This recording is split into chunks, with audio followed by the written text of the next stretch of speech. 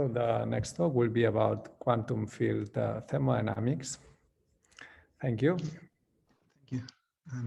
So yeah, we'll be exploring the first law of quantum field thermodynamics, and this was a work that was published and I did with the help of Álvaro Ortega and supervised by Eduardo Martín Martínez in the University of Waterloo in the research group of relativistic quantum information. So first, I will start with an introduction and motivation on the topic, and then we'll go into a two-step process to find the first law of thermodynamics for quantum fields. And first, starting with finding a distribution for increase of internal energy, and then a distribution for work. And with this, we'll be able to find the first law of thermodynamics for quantum fields and give an example. And then we'll conclude. So first, I will just present the quantum fields because they are not usual in quantum thermodynamics and information. And so just one of the reasons for which they are important is that the standard model of particle physics is built from quantum fields. And for instance, a way to visualize a quantum field is electromagnetic field when it's quantized. So we can have superpositions, for instance. And an important feature also of quantum fields is that it's quantum field theory is at the confluence of special relativity and quantum physics. And so this brings new phenomenon features that allow us to do new protocols and relativistic quantum information. But now we will focus on thermodynamics. So as we know, thermodynamics is right almost everywhere. So we have it from steam engines to black holes. So a question would be, would also we want to do thermodynamics in quantum field theory? And the answer would be yes. And the reason for this is that there are phenomena from quantum field theory that are thermodynamic. So these are, for instance, the black hole information paradox and the related Hawking radiation and the thermalization that happens in the Unruh effect. However, right now it's not possible to do thermodynamics in quantum field theory because the basic concepts are not defined. So what we want to do in this presentation is to do a step towards this by bringing the first law of thermodynamics to quantum field theory. So just to be on the same page, on the presentation, I will be using probability distributions, and I'll just sketch the reason for why, which is that in quantum thermodynamics, we have, as you know, fluctuations that can come from statistical uncertainty or from measurements, while for a comparison, in the macroscopic limit, the fluctuations get averaged out. So for characterizing the fluctuations, I will be using probability distributions that give the probability of getting each result. So we'll denote this by a capital P, while if we were on the macroscopic limit, we would be enough with a single quantity at each process. But as I said, we will be focusing on the left part here, on probabilities. So I will use this first of thermodynamics with delta U the energy increase and work W and Q heat, and the following notation here for the processes that will happen, which is we'll start with an initial state, an initial Hamiltonian. We'll apply an unitary process to the system, U, and finish with a final state and a final Hamiltonian. And since we are using a unitary process, there will be no heat exchange, so I'll slash it. And also, we will start with the problem, which is that there is no unique definition for neither sides of the first law. And even though there has been a first step towards this, which was a first definition of work in quantum field theory that was given by Álvaro Ortega and the other authors here. And what we will do in the presentation now will be to give and justify definitions for both sides of the first law, starting with the left side, the internal energy increase distribution. And to do so, we will compare with the classical situation again. So we know that the energy increase is the increase in internal energy. And since the internal energy is a function of state, then we also have that the increase doesn't depend on the path that we take between the initial and the final states. So if we translate this to a quantum version, a quantum regime, the requirement first converts into that the expectation of internal energy increase is the expectation of final energy minus the expectation of initial energy. And now the second condition is a bit more complicated. We get that the distribution now only depends on the path from the initial to the final state. So I keep now these conditions that we have for internal energy distribution. I see for internal energy increase distribution. And however, these properties do not specify uniquely the definition. There are still freedom, but so what we will do will be to choose a proposal for a distribution of internal energy increase that could be argued whether it could be better or worse. However, it will still satisfy these two requirements. And we define it by the following procedure here. So it can be performed. And it's basically that we start measuring the initial Hamiltonian or energy on the initial state. Then we measure the final Hamiltonian of the final state. And then the energy increase will be the differences in the energies with the probability that is the product of getting the product of the probabilities of getting one energy and the other energy. And this defines the distribution. However, it has the problem that the variance of this distribution diverges in quantum field theory. So what we do at the end of the representation is to give a normalized version. So we remove the infinities for the case of free scalar fields, as a particular case. So now that we have the distribution for internal energy increase, we go into work, and then we'll go to the first law for quantum fields. And I'll start with a scheme that is familiar to most of you, which is the two-point measurement scheme, which has already appeared in the conference. And it's really widespread, so I will just go briefly over it. We know that it can be defined through the following procedure here. That it's on the initial state, we measure again the initial Hamiltonian, so we get these results. And the important difference now is that we apply the unitary process on the result of the measurement, epsilon I here. So we get an evolved state, U epsilon I, where we can measure again the energy and get the final Hamiltonian, and so get the result. So now the work is the differences in the energies. And this work, we got it with a certain probability, which is the product of the probabilities of the results of the two measurements. So now the TPM or distribution has advantages, which has made it widespread. First, it has the properties that we would expect from classical work, when the initial states are diagonal on the initial Hamiltonian. So this is that follows the first law of thermodynamics on average. And it follows the important fluctuation theorems, which relate fluctuations on equilibrium quantities, which are the Crookes theorem and the Jarzynski equality, also related to the second law of thermodynamics. So, however, there are disadvantages, and these appear when we go for states. At least the important ones in this presentation are the ones that we go on states outside diagonal basis on the initial Hamiltonian, which is that the first law is no longer fulfilled, not even in average. However, this is not a problem of the TPM work distribution. It's not its fault. In fact, there are many definitions of work distribution, and none reproduce all the properties that we would expect. In fact, there is a novel theorem about this by Pernal-Llobet and other authors here.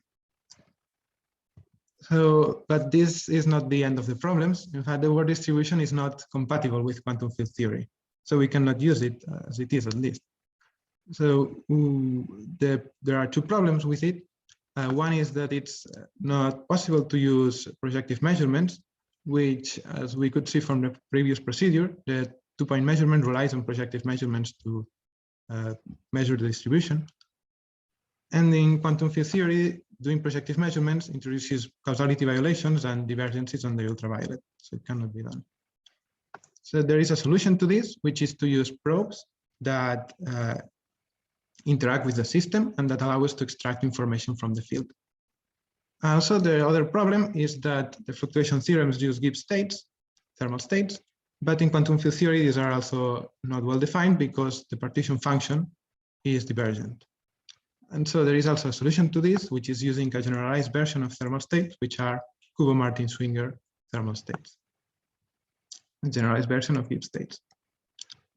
Now I will sum up everything that we think would be good properties for a work distribution to be meaningful for quantum fields. Some of them come from quantum thermodynamics itself, which are having the fluctuation theorems, having a first law of thermodynamics in average for all states, and having a measurement protocol, which in the end we want because thermodynamics is really connected to experiment. And from the side of quantum fields, again, it's we want not to have projective measurement of fields. and the compatibility with KMS thermality. And the main result of our work is that there are 3 distributions that were proposed previously in the literature that fulfill all these requirements, which are these distributions here, the Ramsey scheme, the Labedian-Telesky-Moreno-Hill, and the full counting statistics. So since they fulfill all these requirements, they are all meaningful in quantum field theory, and they fulfill, as we said, as one of the requirements is the first law of thermodynamics. However, there's a price to pay for this, which is that these distributions are quasi-probabilities. And now we will finish with an example of using this on quantum fields. And to do this, we'll go towards the simple version of a quantum field, which is a free scalar quantum field, so a quantity at each point in space. And we will consider the following general process here. U, which tau the time ordering, and no is a general operator. And we will go for a simpler version of this operation, a little less general, but still quite powerful, which is this one down here, which tells us that we have the field operator here on the right, which gives us the value of the field at each point in time. Then we have the F, which is a smearing. So it localizes the operator on space. So it also localizes the unitary that depends on it, the process. And then we have chi, which is the switching that localizes the process in time, and lambda, which is the strength of the process. Also, to set completely all the starting conditions, we start in a KMS state of the field with beta inverse temperature. So now that we have this, we can compute the probability distribution for work, which turns out to be this one here, which I'll explain a bit. And this is the probability distribution for all the 3 work distributions that I previously said. They all coincide, and they give exactly the following result. So here, for instance, here we have the Fourier transform indicated with an F. And important things that appear are the Fourier transforms also indicated with a tilde of the switching and the smearing, so the localization in space-time. And there is also appearance of the inverse temperature beta. And from here, the important thing is that we can extract the average and the variance of work, and we can compare it with internal energy increase. So we get these results here. We get for the average these results here that depend on the, as I said, the switching and the smearing, the Fourier transforms. And they are the same as they had to. So the first law is fulfilled in this example also, as it must. And moreover, we have that for the variances, we also get an equality between the variance of internal energy when we remove the infinities, which is what I mean by this red here, normalized, and the variance of the work, which gives the result here, which also includes the temperature. So the fluctuations depend on the temperature. So then with this, I finish. I just go over what we have seen. Like we start to say that we want to do thermodynamics in quantum field theory, but right now it's not possible. So what we did in a step towards this is to provide the first law of quantum field thermodynamics with a meaningful increase in internal energy distribution, which has the expected average and it's path independent. Also, we had a work that fulfills the fluctuation theorems and it's compatible with QFT. So it's probe-based, which means it doesn't use projective measurements, and the thermal states are KMS. Also, we give at the end an exact and non-perturbative result for the work distributions that we computed for processes that are localized in space and time in quantum field theory. And also we saw that even the size of the fluctuations of work and internal energy increase also coincide. So we have also kind of the first law for the second moments. And with this, I finish, and I want to thank you all for your attention and for this nice talk. Thanks for the very nice and clear talk. So we have a question from Paul. I don't know if you want to do it yourself or otherwise. Yeah, sure, I can. Adam, thanks. I just had a very basic question towards the beginning of your talk. You represented this joint probability of the 2 energy measurements by a product of probabilities, and that confused me.